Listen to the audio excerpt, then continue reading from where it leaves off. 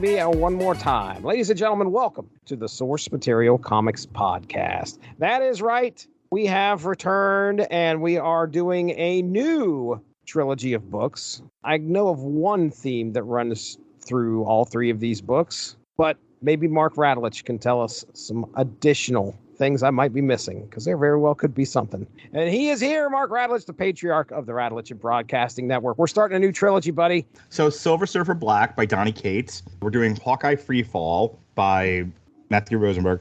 And then Avengers Defenders Tarot by Alan Davis. And the reason I picked these three books is because they were short and you said yes. No. Not a whole lot goes into it. Well, the other thing is when I take my kids to the movies, if there's time, we also go to the bookstore, and then I will wander the comic book aisles and see if there's anything. You know me. I am like king of the self-contained trade. You guys with your ongoing issues and collections and things like that. No, sir. No, thank you. Negative. I am all about the self-contained story. So I picked these three books in the bookstore at three separate occasions because I was like, okay, Silver Surfer Black, this was a somewhat self-contained story. I mean, I think it's spun out of maybe some sort of Infinity storyline. There was something that was going on prior to this, because they kind of covered that at the beginning of it. Like, right. But it was self-contained enough that, it was kind of like, hey, for future, if you want to know what this is, go read this story. Otherwise, here it is, Silver Surfer Black. And then there was Hawkeye Freefall, which was a self-contained limited series, as was Avengers Defenders Tarot. And I know you and I like to do stuff off the beaten path. We started with the three crime noir books at the beginning of the year. Yeah. And then it was like, hey, we've been wanting to do some heavy metal comics for a while, and we picked some doozies. Yeah, we did. But I'm not going to lie, Jesse, this is all about me. Uh-huh. This is all about me, Jesse. I hear you. All about me and my pile of unread comics. So I picked three short, self-contained stories from stuff that I've been buying and haven't had a chance to read. And I was like, let's do Marvel this time. Maybe we'll do DC, and then we'll see, what there is to see after that. But yeah, that's what we're here for. So Let's get into Silver Surfer Black, baby. Yeah, man. So Black is back, all in. We're gonna win. Check it out. Here we go again.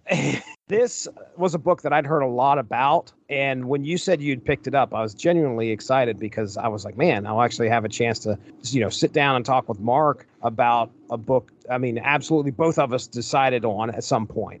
There was a lot of buzz about this book. As to why, I don't know. And I also think that I have it a little bit confused with, there's another book out there where the surfer is kind of like acting like very similar to Doctor Who. That's not happening here. There's some time travel involved, but it's definitely not the so instead of a surfboard, he's in a TARDIS? Well, let's just put it this way. He has a companion, which that is a hallmark of the Doctor Who series. So that's what I was like, oh, man, I want to check that out. But I had been hearing them talk about Silver Surfer Black, and I was getting them confused. But regardless, people were talking about Silver Surfer Black and the other one, which I can't remember what the name of it is. Somebody out there's yelling at their podcast screen right now.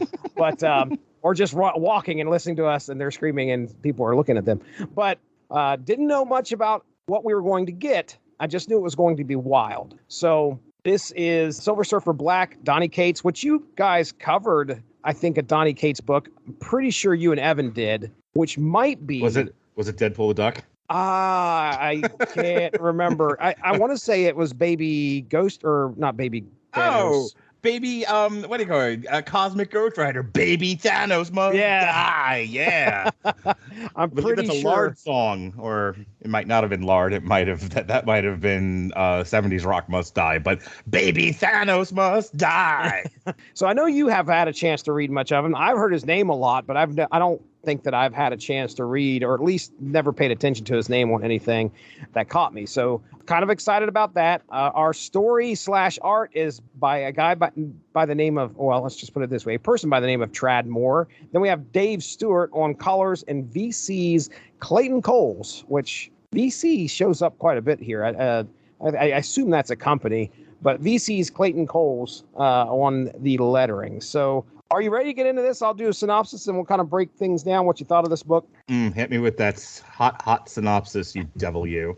Norrin Radd became the Herald of Galactus, known as the Silver Surfer. Armed with his surfboard and the power cosmic, the Silver Surfer once brought death to many planets. But now, free of his servitude to Galactus, he has become a champion of the galaxy, fighting alongside many heroes of Earth. However, as a result of taking part in a most epic cosmic battle, the Silver Surfer has found himself thrust billions of years back in time to a distant planet. Immediately attacked, the Surfer begins to realize he is on a planet that is home to a familiar enemy, the alien symbiotes. Not only that, but this planet is also home to the symbiote god Knull, who has taken notice of Silver Surfer's light and looks to overtake it. Can the Silver Surfer survive Knull's attacks and avoid being consumed by the symbiotes? It's all right here. The Silver Surfer Black. It's like Gilda Radner. It all adds up.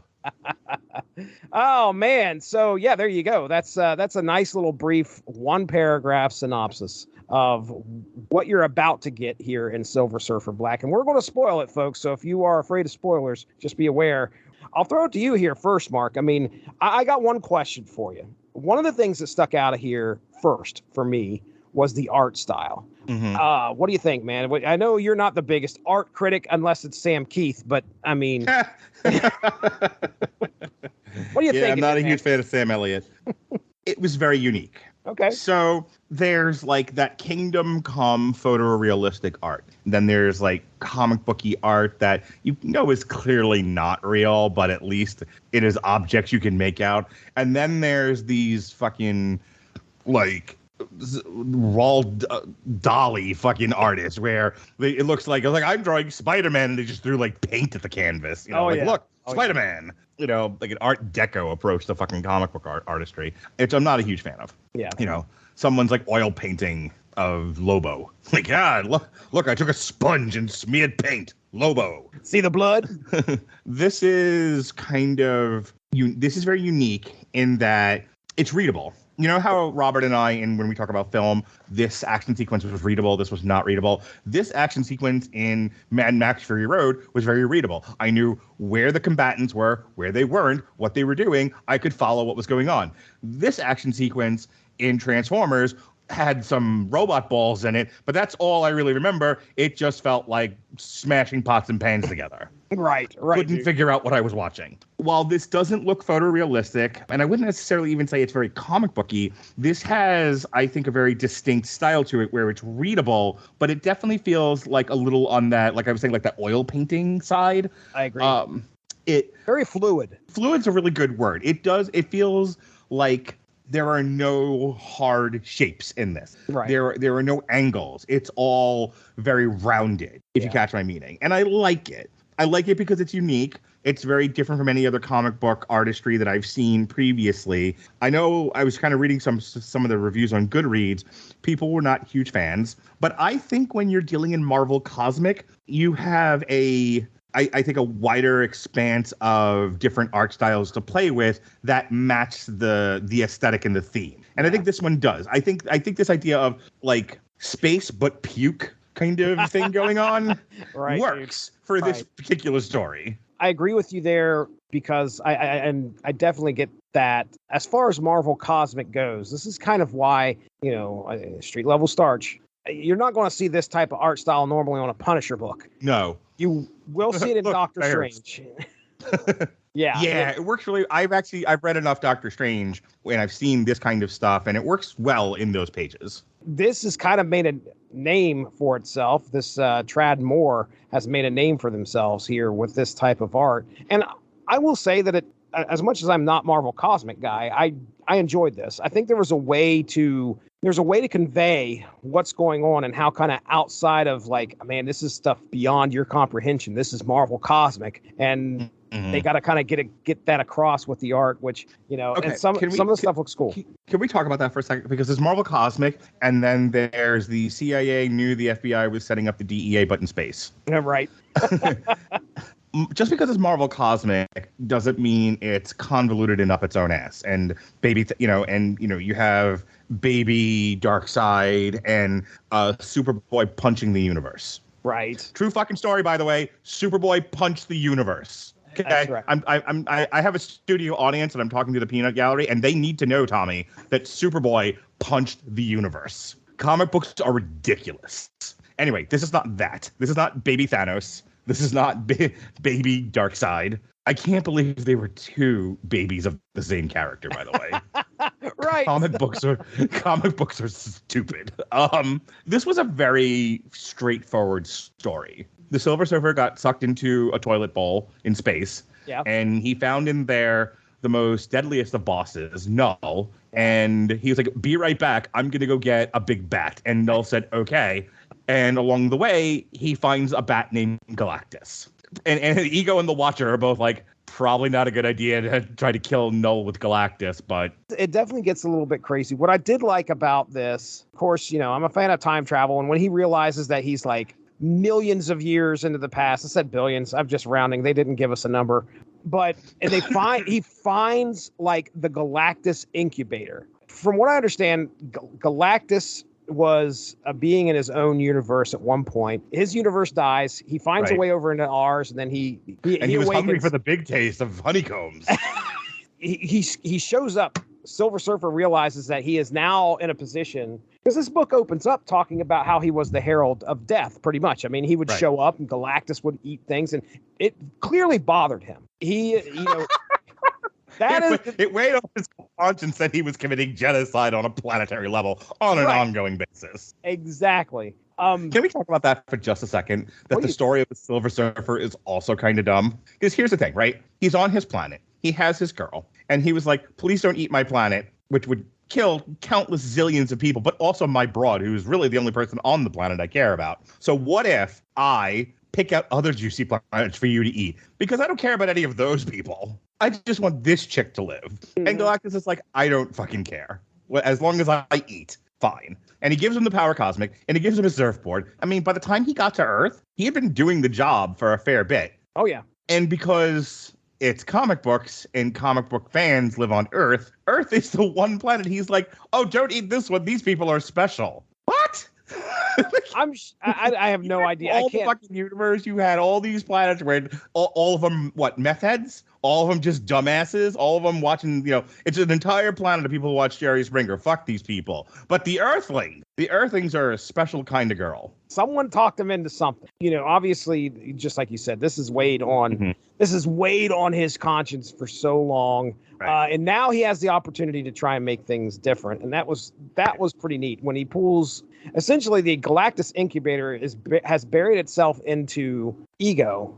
Ego is dying because of that. He pulls this thing out and he's like, holy crap, it's Galactus's crib. It was like the mouse who pulled the thorn out of the lion's paw. Right. It's like, let me remove that from you. Oh, that's so much better. How can I help you, little mouse? And the little mouse is the Silver Surfer. That was him. So Galactus about got chucked into the sun. Go ahead. Well, I do like the Watchers thing because one of the things that got established in Marvel Cosmic was Galactus was a force of nature. You can no such stop Galactus as you could a hurricane or an earthquake. These are things that have to happen. This is the natural order of the universe. And there's the Silver Surfer like, I'm gonna throw Galactus into Knull. How about that? Kill two birds with one stone. And the Watcher's like, I know I'm just supposed to sit here and watch, but oof. There are a handful of mistakes we're supposed to be like, not a good idea. This is one of them. This is a bad idea. Which I thought was amusing. This is a good idea, bad idea. He made a good, he made a solid argument like, okay, look, man, you could do this, but the blood's still going to be on your hands, even though you saved these people. You still have blood on your hands. And that's a lot about what this book's, I think, trying to address is like how Silver Surfer has tried to deal with what he's done in the past and thinks that this is a solution to do it. But and no matter what, even when he faces, which is pretty cool, he goes into the incubator and talks to Galactus. And Galactus, I actually have the exchange right here, which I thought was pretty cool. He looks after he talks to the Watcher, by the way. He's like, Uatu, what are you doing here? And Uatu says, a very brief cameo. Uatu's going to show up in make a couple cameos in these books here. Galactus and Silver Surfer's having a talk inside the incubator. Silver Surfer's like, you become a destroyer of worlds. You feast upon them in the name of some unseen scale you claim to balance. So Galactus has no intention of doing that initially. Galactus looks at him and says, oh, okay, I see. If I may, is that not also your excuse? So he's talking to him about how he, Silver Surfer, is coming in there doing exactly what Galactus is doing by doing some type of balancing of some unseen scale, which I thought was a neat exchange. And it's especially for Silver Surfer to kind of grasp, like, look, dude, this is what you're doing, and what you're doing is no different. Let me tell you the difference between this and like Darkseid War, which is like the thing I mostly compare, or even like Infinite Crisis, which Superboy punches the universe. I don't mind pseudo philosophy, the pseudo philosophy that tends to be in Marvel Cosmic. It has its place there. It's good to be there. Right. And I think some of the ideas that are examined in Marvel Cosmic are interesting ones, as opposed to when I think some of these writers, like with Darkseid War, you're being pseudo-philosophical for pseudo-philosophy's sake. And you're not making any sense. You're not making any points. You're too smart by half, and the writing is not as sharp or as witty as they would think it is, or as deep, for that matter. Whereas there were some interesting ideas in this about dealings with guilt. I think that's something that that resonates with a general audience. The guilt of the burden that he has. It was like, going out and fighting all of these planets for Galactus. And, and what greater good is served by allowing Galactus to continue to do what he's doing, or stopping him, in his crib, essentially, that sort of thing. And then all the stuff with Knull at the end. I thought this book handled some heady subject matter with grace, which is not something I can say for a lot of books that deal in Cosmic. Right. Things are getting lost in the insanity that's happening. I don't know whatever message you're trying to get across isn't there. Yeah, it comes across like the Scarlet Pimpernel. It's like, and then the dam broke. It's like, oh my God. Yeah, right. Stay on point. So one of the things I kind of wanted to point out here out of my notes, we actually covered this on an episode of Unspoken Issues where we talked about Cosmic Carnage.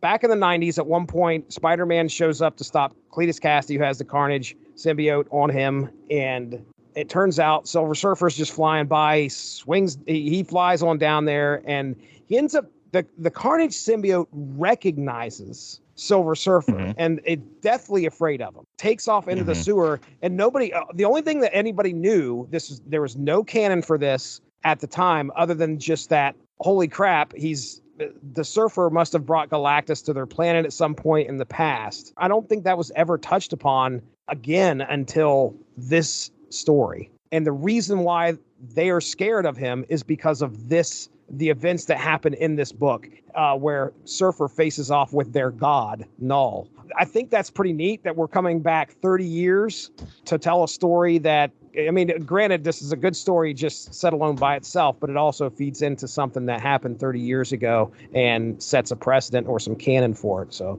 what do you think of Knull here? Because this is the first comic I've ever read Knull in. He's fine. Villain, video game boss, more like it. I mean, the god of the symbiotes. He was the least interesting part of the story. Really? So, like, in the movies, right, you set up your big bad at the beginning, and he kicks the hero's ass. And so the hero has to lick his wounds, train, figure out how he's going to come back, and then they have their rematch at the end of the movie. He's Clubber Lang. Okay, all right. So Clubber Lang beat the shit out of Rocky, and then Rocky had to go to L.A. and gaily run on the sand with Apollo. It had that like cinematic quality to it, where it's like he kicks the Silver Surfer's ass. Silver Surfer makes a run for it. He goes, he ends up on Ego. He pulls the thorn out of Ego's paw. He has a conversation with Galactus. He deals with Uatu the Watcher, and then he's like, "All right, I am ready for the final conflict." And he goes back and defeats Knull and turns him into Audrey 2. My favorite part of this book is like their little wizard's duel that they're having, where like the Surfer's turning into a snake and a wolf, and it's Galactus. Galactus he's going into like a hawk. Yeah, they were like doing Merlin versus Mad Madam Mim.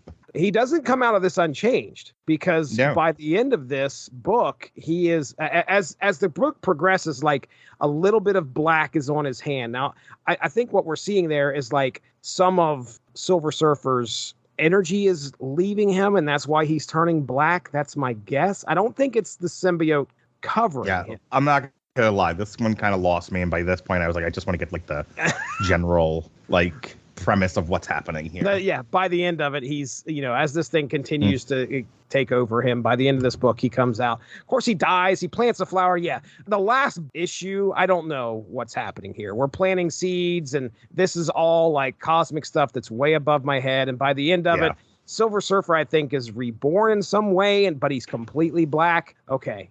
Yeah. Ladies and gentlemen, that is our coverage of Silver Surfer Black. That's Mark Radulich. He's going to tell us now about some plugs. Mark Radulich, let him. Hey, our landing page for all things podcast is w2mnet.com. We put up pages for all of our podcasts, and each one has a link to the audio podcast and the YouTube video. So check those out. The Radulich Broadcasting Network is live Mondays and Tuesdays for the most part for the near future because I'm social.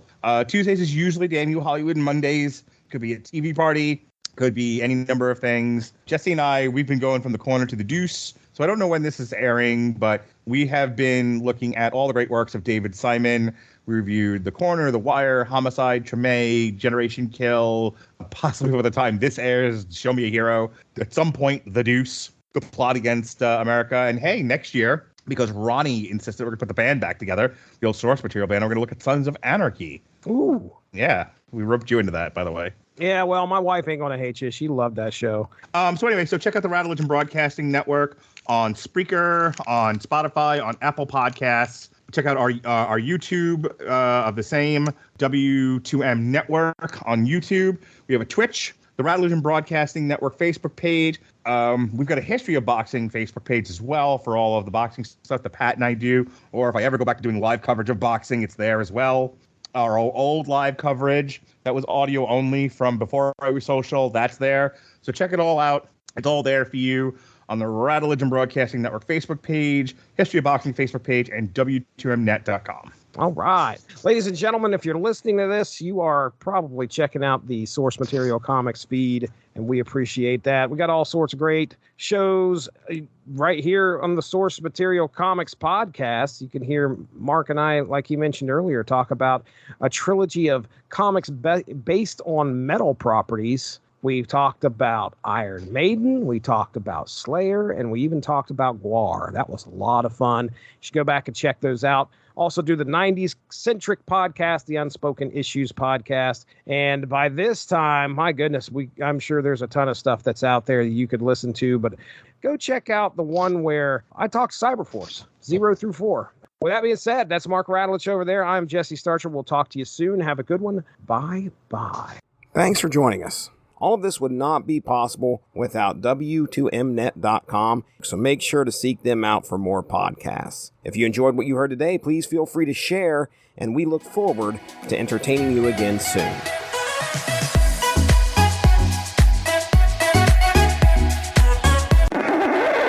Hey, that fight scene between Venom and Venom looked like two cum stains having a fight.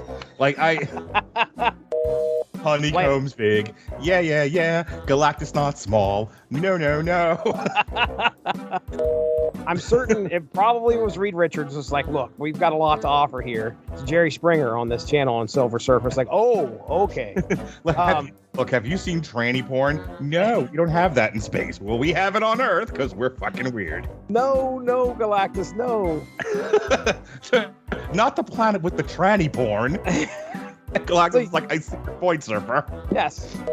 And then he's saying, feed me, Surfer. Feed me all night long. Feed me that light, because if you feed me, Surfer, I can grow up big and strong. Yes, he did. Great. Yeah, I'm good with the Silver Surfer ending the book in blackface. It's fine. Oh, okay. All right. Not offensive at all.